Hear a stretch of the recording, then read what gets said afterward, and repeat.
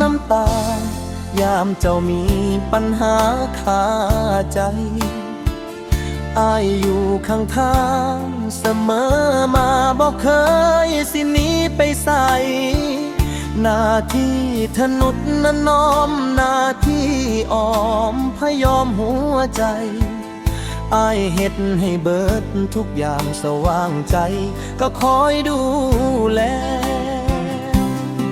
แต่น้ำตาเจ้าแห้งบ่ดนคนนั้นเขาก็เดินเข้ามา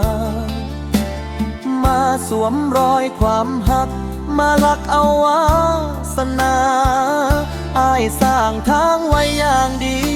ให้เขาย่างมาหาเจ้าแม่นบ่ลาคนที่ทุ่มเทจมกองน้ำตาคือคนที่หาให้เจ้าทุกอย่าง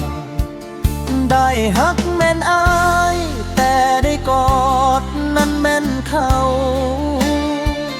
อ้ายทำหน้าที่เบิดทุกอย่างสุดท้ายเจ้าก็ทิมอ้ายไปหาเขาตำแหน่งคนดูแลพ่ายแพ้ตำแหน่งคนหักของเจ้าอ้ายคนเก่าทำหน้าที่ส่งเจ้าเข้าห้องพอกับคนอื่นเจ็บคักแท้น้อคนที่พอแต่ยามเหงาแต่ยามเจ้ามีความสุขอ้ายกลายเป็นคนบ่มีเงาเขาบ่ต้องเฮ็ดหยังเลยแค่เดินที่เฉยเจ้าก็เลือกเขาแล้ว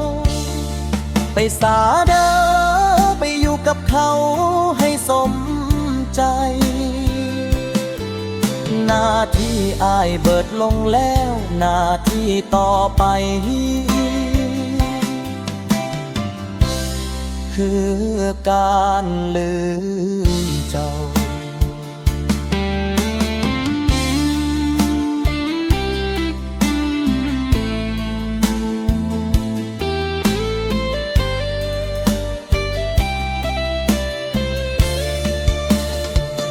ได้ฮักแม่นอ้ายแต่ได้กอดนั้นแม่นเขา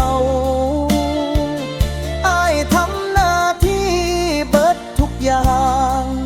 สุดท้ายเจ้าก็ทิมอ้ายไปหาเขาตำแหน่งคนดูแล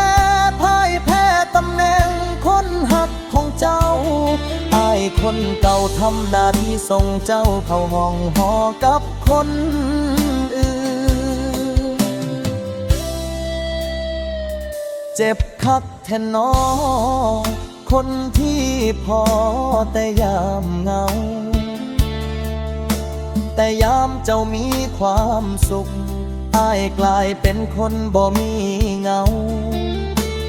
เขาบ่ต้องเฮ็ดหยังเลยแค่เดินที่ชอยเจ้าก็เลือกเขาเลยไปสาเด้อไปอยู่กับเขาให้สมใจหน้าที่อ้ายเบิดลงแล้วหน้าที่ต่อไปคือการลืมเจ้า